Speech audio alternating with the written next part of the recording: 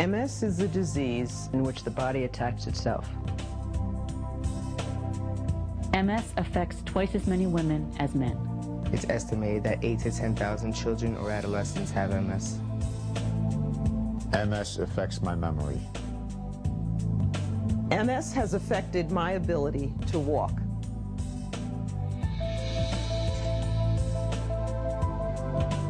MS causes pain all over my body. No matter what race you are, Whether you are a man Or a woman. You're a child. or an adult. Rich or poor. MS does not discriminate. Currently, there is no cure for MS. what does MS look like? MS looks like me. Like me. like me. Like me. Like me. MS looks like me. And it looks like me.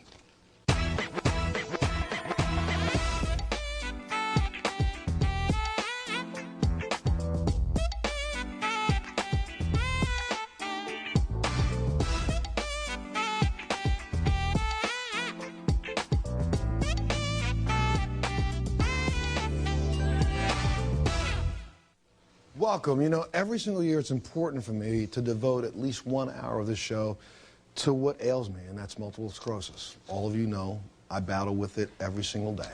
And it's a daily battle that I've fought for now almost 10 years. For anyone living with a disease like MS and struggling every day, we all know we need to learn to live with our reality. Now, the faces of MS are changing, and they're changing constantly. Please welcome Chief Psychiatric Consultant at Johns Hopkins Hospital and the Chair of the Scientific Advisory Board for the Montel MS Foundation, Dr. Adam Kaplan, to the show. Dr. Kaplan, thanks so much, sir. Stand up for a second. Because you know what? I want to talk about this for a second. I said the face of MS is changing. Mm-hmm. And one of the things that is disturbing, and I told you this beforehand, I'm disturbed by. When I was diagnosed with MS, the National Institute of Health, the National MS Society, put out numbers of 300,000 or 350,000, which says to me that right now for them to tell you, the American public, and you, the American public, that the number of people diagnosed has gone down since 1999, to me is a bold lie. Now, you can't say that, but I'm saying it. I'm sick of information like this being put out because people are not aware of the fact that the face of MS is changing. We're finding children now, diagnosing children as young as 2 years old with MS. Whereas when I was diagnosed in 1999, there was not a child in the world diagnosed under the age of 5. What's going on? So, I mean, the good news is that they know it's an important topic. They know people are talking about it, in large part through, you know, your work and other people's work to bring people's attention to it. So they want to make a stab at sort of giving a number. The problem is that ultimately this is based on 30-year-old data. And ultimately they've used data from around the world, but it didn't really speak to what's going on in this country with the rising rates of MS. And to get an accurate head count, we need to start from scratch. Part of it is our data seems to suggest that this is on the rise. And we need to do much more research to understand this is amongst us, you know, 1 in 500 people, you know, thereabouts. From these numbers are suffering from it, but it could be more, 1 in 500, 1 in 1,000. So, but it's on the rise, and we don't have enough research in place yet to answer why is this becoming more common. There's a lot of theories, but we don't have the answer. A lot of people at home would not know what to do if you were living at home and all of a sudden your child starts coming down with symptoms and doctors can't explain what it is. What if that child's 14 years old? Well, you know, 14-year-old Jacqueline says she's no different from her friends or other teens today, but she's suffering from an illness that you're going to find out they don't even talk about. Right. Take a look at this. Thank you. My name is Jacqueline. I am 14 years old and I have MS. I started developing symptoms of MS when I was 10, but I was diagnosed with MS 8 months later. Since my MS has been treated, I no longer suffer from blurred vision, double vision. My walking is not off anymore, and my hands are not numb anymore. And nowadays, I just fight the fatigue and headaches. I definitely worry about Jacqueline a lot because I don't know what the future holds. I really don't even like thinking of the future. I'm scared. Is it going to get worse as she gets older, or is there going to be a cure that's going to help her down the road? I still do what other kids do. I go out and do cheerleading and play basketball, and I have fun just like the other kids do. When I see her cheerlead or I see her play basketball, it's just such a good feeling. See her just enjoy life, just go running and playing. it just brings so much happiness and joy. MS really doesn't make me sad. Before today, I didn't tell anyone I had MS because when I first was introduced to MS, I was little and I thought the other kids wouldn't understand. But now that I'm older, this is a good way to tell kids that I have MS. We'll meet Jacqueline and her mom when we come back. We'll be back right after this.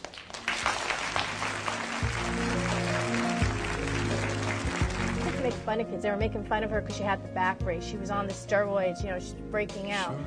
She was afraid, and we were afraid if she said, oh, I have MS, you're not gonna allow their kids to play with our daughter anymore. Mom wakes up. I got a 2-year-old and a 3.5-year-old. I can't see them. I didn't realize what was going on. I think I was in a fog. Gotcha.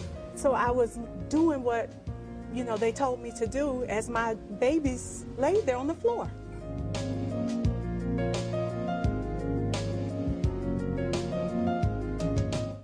Hi, Montel. This is Dana from Kentucky. Every year, my family and I run a tractor pull to raise money to help fight MS. From the tractor pull, we average about $2,000 a year donating to Montel. Keep up the good work, Montel. We're pulling for you. And you know, that's been one of the things that's been unbelievable since I've come forward with the fact that I have MS. There are people all over this country who are doing just what they're doing. They're holding little fundraisers in the backyard, but every single penny goes a long way. Please welcome Jacqueline and her mom, Kathy, to the show. Welcome in.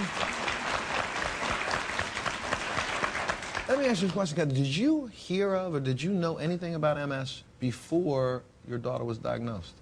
No. Nothing. I knew MS, I'd heard of it, but I had no idea what it was. Let's back up for a second. When did you start noticing something was a little off? Jacqueline, when did you start noticing something was off? When I was tired and fatigued and I had headaches coming in and my vision was lost. So she comes and says, Mom, something's wrong with my eye. I can't see good. I'm trying to see it. Something's wrong. And you were how old then? I was 10. 10? Yeah, she just woke up one day at 10 complaining of everything at once, really. It was a headache. The whole side of her face was numb. She had slurred speech. She couldn't walk right. She was really, really tired. And within a 4-day period, she just got worse. So, of course, you take her to the doctor. You're thinking, what, viral flu, meningitis, it was summertime. They thought it was some type of encephalitis. Gotcha. And for 4 days, they thought it was encephalitis. By the 5th day, where she couldn't even stand up,